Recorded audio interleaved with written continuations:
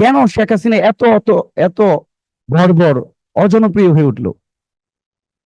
এর জন্য আমরা শেখ হাসিনার 16 বছরের যে শাসনামল ছিল, সেই শাসনামলের দিকে আমরা তাকাতে পারি। আমরা দেখতে পেয়েছি 2009 সালে বিডিআর হত্যাকাণ্ড ঘটিয়ে বাংলাদেশের দেশপ্রেমিক 57 জন সেনা অফিসার, মিলিটারি অফিসারকে হত্যা করেছে।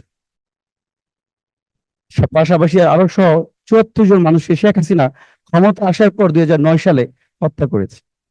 2013 সালে শাপলা চত্বরে, বাংলাদেশ যেহেতু একটি মুসলিম সম্প্রদায়ের দেশ, সেখানে হিন্দু, বৌদ্ধ, খ্রিস্টান সকল ধর্মের মানুষের সাথে আমাদের শ্রদ্ধার ভালোবাসার সম্পর্ক রয়েছে। সে জায়গায় 5ই জুন 2013 সালে 93 জন আলেম ওলামাদেরকে হত্যা করেছে। তাছাড়া আমরা দেখতে পেয়েছি শেখ হাসিনা সরকার যেটা সবচেয়ে বেশি করেছে, extra judicial killing. Human rights ওয়াচের তথ্য মতে 2009 থেকে 2024 সাল পর্যন্ত প্রায় 7,000 মানুষকে বিচার বহির্ভূত এক্সট্রা জুডিশিয়াল কিলিংস এর মধ্যে তারা নিয়ে আসছে, যার মধ্যে অধিকাংশই রাজনৈতিক দমন নিপীড়নের মধ্যে পড়েছে এবং গুম খুনের যে একটা আয়নাগর তৈরি করেছে। আমরা এমন একটা অবস্থা দেখতে পেয়েছি, বিএনপির একজন কেন্দ্রীয় নেতা ইলিয়াস আলী, যাকে গুম করা হয়েছে। আমরা শুনতে পেয়েছি আন্তর্জাতিক অপরাধ ট্রাইব্যুনালের প্রসিকিউশন বলেছে যে তাকে গুম করার পরের দিন হত্যা করেছে। তো শেখ হাসিনা এতটাই নিষ্ঠুর, সে হত্যা করে পরের দিন সেই পরিবারের ওয়াইফ, বাচ্চাদেরকে নিয়ে হাত বুলিয়ে দিচ্ছে, অথচ হি ইজ এ মার্ডার। এমন একটা বাস্তবতার কারণে, এবং সবচেয়ে গুরুত্বপূর্ণ, বাংলাদেশে 3টি ইলেকশন হয়েছে, নির্বাচন। এই নির্বাচনে শেখ হাসিনা ইলেকট্রাল ফ্রড হিসাবে বাংলাদেশে আবির্ভূত হয়েছে। 2014 সালে নির্বাচন, 2018 সালে নির্বাচন, 2024 সালে ডামি নির্বাচন, যেখানে আওয়ামী লীগ ছাড়া, শেখ হাসিনার দল আওয়ামী লীগ ছাড়া কেউ রিপ্রেজেন্ট করে নাই। একটা ইম্পর্টেন্ট বিষয়, 2018 সালে শেখ হাসিনা যে ভোট দিতে চায় নাই,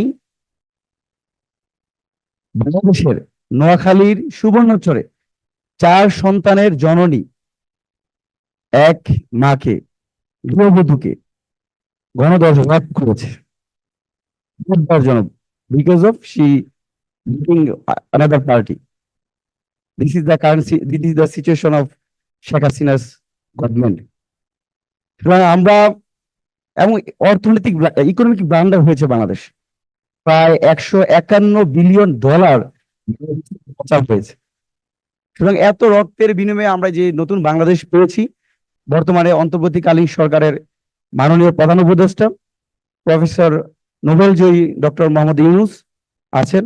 আমরা এমন একটা বাংলাদেশ চাই, যে বাংলাদেশে প্রত্যেকটা মানুষ মর্যাদা নিয়ে বসবাস করতে পারবে, প্রত্যেকটা মানুষের স্বাস্থ্যসেবা নিশ্চিত করতে পারবো। বাংলাদেশের শিক্ষা ব্যবস্থা যেন আমরা আন্তর্জাতিক পর্যায়ে নিয়ে যেতে পারি। আমরা যেন আর মানুষ হলেই তাকে এনফোর্সমেন্ট বা ডিসঅ্যাপিয়ারেন্স না করি। আমরা যেন মত প্রকাশের স্বাধীনতা দিতে পারি। আমরা যেন বাংলাদেশকে সভ্য জাতি হিসাবে রূপান্তরিত করতে পারি।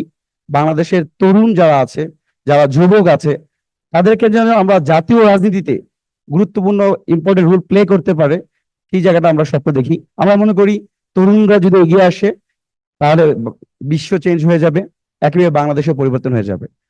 এবং সর্বশেষ যে কথাটা বলতেছিলাম, আমাদের এখানে হয়েছিল, যারা বিচারকের দায়িত্ব ছিল তারাই ইনজাস্টিস করেছে, যারা দুর্নীতি দমনের দায়িত্ব ছিল তারাই দুর্নীতি করেছে। এই সিনারিও বাংলাদেশে আমরা দেখতে চাই না, বাংলাদেশে আমরা হতে দিব না।